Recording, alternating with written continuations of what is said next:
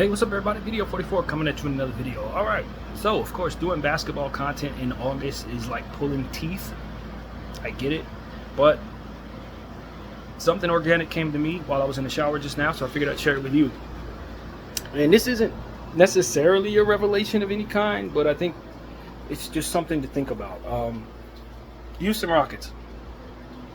There's two things about the Houston Rockets. First of all, if they're one of the best teams in the league this year, do not be surprised. That's the first thing. That's not what I'm here to talk about. The reality is for the Houston Rockets is they have a bunch of young players that they've gotten along the way in the draft. Obviously this year, they were able to get Reed Sheppard. Last year they were able to get Amen Thompson and Cam Whitmore, who's like obviously one of the best young players that was just had a weird situation where on draft day his draft stock dropped to the ground, but he was really supposed to go like top 5. Of course, they got Jabari Smith the year before that, 2nd overall pick. You got Alperen Sengun, who's one of the best young centers in basketball, coming back from a knee injury, so you got to keep an eye on him. But you know, going forward, should probably be a perennial all-star, depending on his usage. They have a lot of young talent. Terry Eason is also a guy they got 2 years ago. I think he was like 15th overall pick. Probably has played up that value in limited minutes, which is really impressive. But he's also a young star level guy that I think if he were given up a primary role on a team that didn't have a small forward, would probably eventually make an all-star team. Personally, that's what I think of Terry Eason. You got guys like Deshaun Tate, and then you look over and they got Dylan Brooks that they paid $1 million times more than they should have, which is just silly. You got Fred VanVleet on an inflated contract, but we know that Fred VanVleet is a very talented championship level point guard. You know, they just have a lot of talent. There's some other young guys back there too. You know, you got Steven Adams at the center position coming back from injury, but still under the age of 30, which is still a mind-blowing thing to me, because I always think of Steven Adams as somebody who's like 36 years old. He's really not. But like, these are the things that we think about when we talk about the Houston Rockets. And at the end of the day, we didn't even mention Jalen Green, one of the best young shooting guards in basketball, who still has a learning curve in regards to playing smart basketball, but is physically as capable as any shooting guards probably ever played his game. Like, this is the type of talent that they've accumulated in the draft over the last several years. And now you got to point out that some of these dudes are going to be up to get paid very soon. In fact, Jalen Green is an expiring contract right now. Terry Eason only has 2 years left on his deal. Jabari Smith, I think, only has like 2 years left on his deal. So it's like they got to pay these people, man. I think Alpe's already been paid, but I'm not really sure about that. At the end of the day, unless they have some catastrophic injuries to multiple guys that drastically bottoms out the value of those players and ultimately what you expect them to become, some of those players are going to have to get out of Houston. They're going to have, somebody got to go. You can't have all of these people with all of the upside that they have. It's not possible to keep all of these people. That's the reality of it. Unless they're willing to take massive, massive pay cuts at ill-advised times in their careers when they should be looking to get $150, $200 million and those type of opportunities, they're going to be playing bench roles and have to take $80 million contracts or less just to stay on the Rockets. It's not ever going to happen. It's not ever going to happen. So what you have is the inevitability of trading some of those players, whether you like it or not. If you don't, you will lose them for nothing, and that is not avoidable at all if you're the Houston Rockets. So that's what I wanted to come here and say. Now that they've picked up Reed Sheppard, is the future Jalen Green at the shooting guard position? Is it Reed Sheppard at the shooting guard position? Do you want Reed Sheppard to play the 1? And if that's the case, can you move the Fred VanVleet contract? Will it really be necessary, because he is on a 2-year deal that is inflated? So he's a great young championship point guard. So he's probably not somebody you're looking to move necessarily. You probably should get him going if you want to re-sign some of these youngsters, though. And then Amen Thompson, is he a point guard? That's who he was drafted to be. But he's a guy who can't really stretch the floor, but does have some freakish and amazing athleticism that probably goes very well with Green and Whitmore and Eason in the long run. Super athletes. You know, Sheppard, also somebody with a 40-plus inch vertical at 6'3", which is like a real anomaly there. So it's a lot of stuff to look at with the Houston Rockets, but at the end of the day, you have too many players that need to be given opportunities to expand their roles in this league. And if I'm any of their representation, there's only but so much of a future that I want them to have in Houston.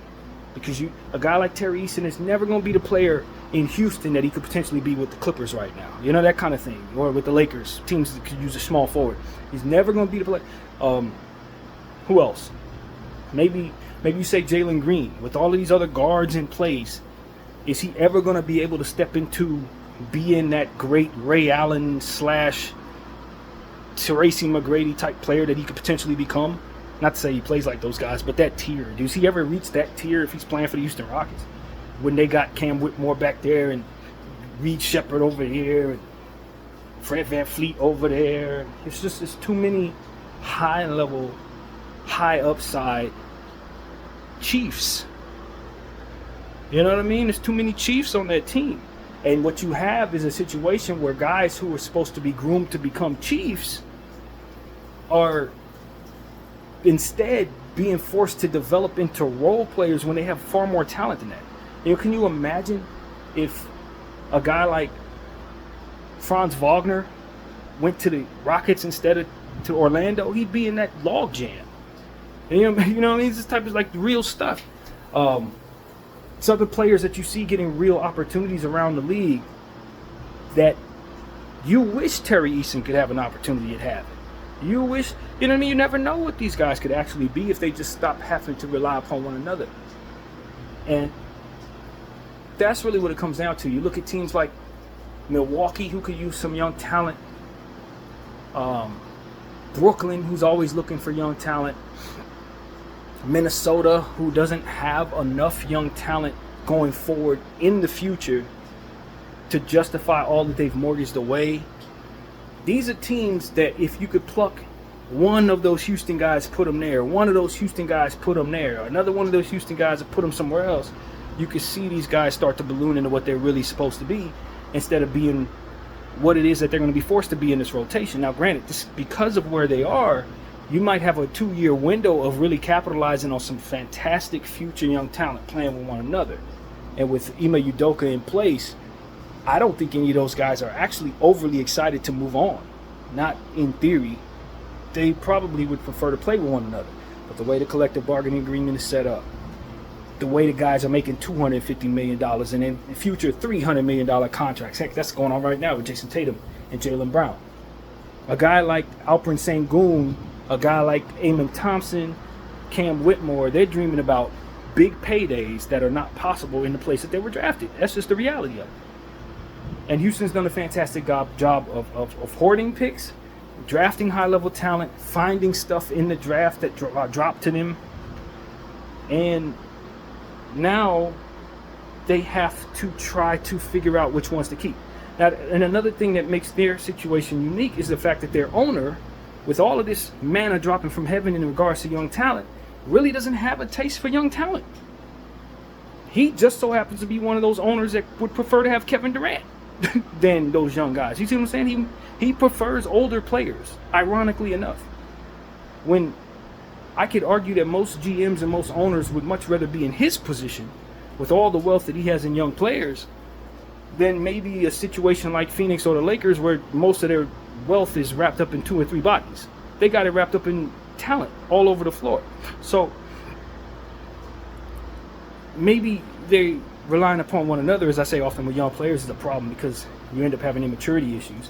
So they did try to adjust that by bringing in Fred VanVleet and Dylan Brooks and Jeff Green, who did provide some help to kind of their overall maturity, but it didn't get them where they wanted to be. I thought it took opportunities away from some of the young guys that could otherwise develop, you know, to have bigger roles and maybe be traded for more than what they would expect to go for right now. But just the same as I behold that they're better than what they're shown to be, I'm sure the rest of the league and the market probably will realize that as well when it's time to make moves for some of these guys. So, barring the idea that any injuries will come about, knock on wood, you should be able to get 2 first-rounders for a guy like Terry Easton, in theory. Somebody will try to lowball you, but that's ultimately what I would shop him for. You know, you could probably move a combination of Jalen Green and Cam Whitmore for Kevin Durant. Like, to be honest with you, I don't know if that would be enough necessarily based on how Phoenix values Kevin Durant, and of course you need to match salary. But as far as the idea of what these guys are supposed to become, in a nutshell, without this collective bargaining agreement, that would pretty much be an interesting trade. And you consider the youth and the upside of those type of players. So, you know, Jabari Smith, I don't even know if I mentioned him. Maybe I did once in this video, but he's a player who's going to make a big jump eventually. Last summer, he showed his progress in some of the moves that he's been able to develop as a player. Three-point shooter with 7-foot wingspan, defensive ability. This is a guy who's not getting any worse. And he may be your starting power forward right now, but as I said, you got an Amen Thompson in place who probably is going to have to develop into being a power forward-like player who's probably going to be pushing him for minutes if something like that does happen. Now, Amen Thompson can probably play any position, really. But for me, with his size, his athleticism, what he ultimately will become, something other than a floor general, even though his skill set would make it so that you would want him to be a floor general in a lot of situations. Because he doesn't shoot the ball, you probably want to stick him in one of them forward spots. And that's what I think he's going to ultimately be, probably pushing people for minutes. Cam Whitmore can play the 2, probably best at the 3, maybe even the 4 in some small ball situations, though I wouldn't force that. And then you got Reed Shepherd, who's a smaller guard, next to Fred VanVleet, 2 small guards. They do have similar skill sets, both good defensively, both excellent scoring the ball, both can play make. Do you really need 2 small guards in your rotation together, even if they are so much elevated talent? I mean, it's a bunch of great stuff that probably doesn't fit with one another at all. But just the same, a lot of these guys are positionless, so you can make it fit. It's not like it's a bad fit. It's just not a realized vision of a roster. So I think that when you couple the idea of the owner who's wanted to get out from under young talent and the notion that some of these guys need to be paid very soon, I think it's inevitable that somebody's going to be traded. I don't know how soon, but within the next 2 years, they're going to have to come up off of some of those young guys or just lose some of them for nothing, which is completely ill-advised. So that's what we're looking at right now with the Houston Rockets. Something got to shake, man. Somebody got to go. I think Jalen Green is likely out on the move because I don't think they want to pay him this upcoming season at the end of the year, and rather than lose him for nothing, because he's definitely going to be somebody that a lot of teams are going to want to pay. You can't let him hit free agency without realizing his value. You cannot do that. And so I don't know if the Houston Rockets value him. They've watched him develop, and it's been a struggle developing him. But from here on out, that is not somebody that you want hitting free agency at all. You don't. You really don't. And so that's something I understand. And then I can say the same thing about 5 or 6 other guys on that team. So, yeah. I do think some of these guys need to be in different places so that they can have those bigger roles.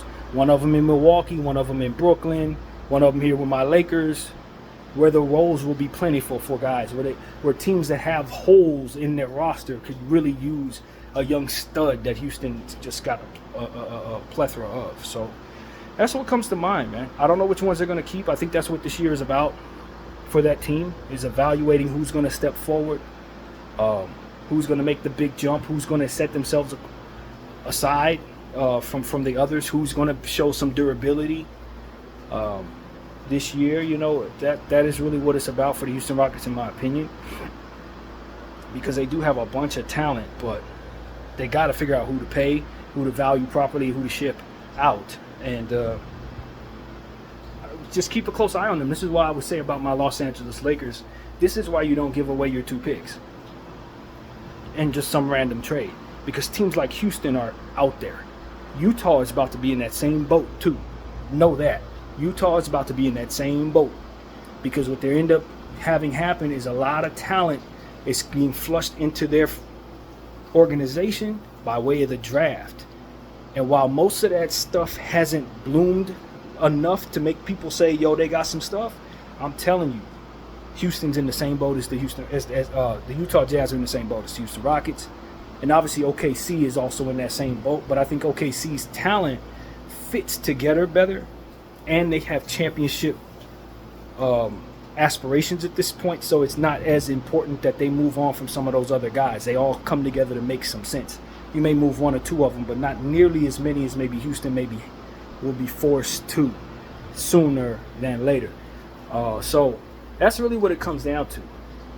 Teams that have been hoarding picks for years, those picks are starting to be drafted, and they're being realized in the real talent. And then you look at some of these other rosters around the league, and you see some of these teams that are lacking in younger talent and stuff like that. And you look at a team like Houston and Utah, and they still got more picks to draft over the next 4 or 5 years. They got to move on from some really good guys. That's what it really comes down to. You got to move on from some people. Not everybody's going to be pay worthy. Not for your situation. And even if they're worthy, the way the collective bargaining agreement is set up, you ain't gonna be able to pay them all that their representation is gonna want to get them. And so they're gonna move on from you. So that's what it is, man. Keep an eye open for teams like that. If you have picks that you're looking to move right now, be aware of the concept that I'm telling you about, which is Utah and Houston are going to need to make moves, whether they like it or not, and they got a plethora of young talent that will be available to you at that price. BDL 44. I thank y'all for watching. I'm out.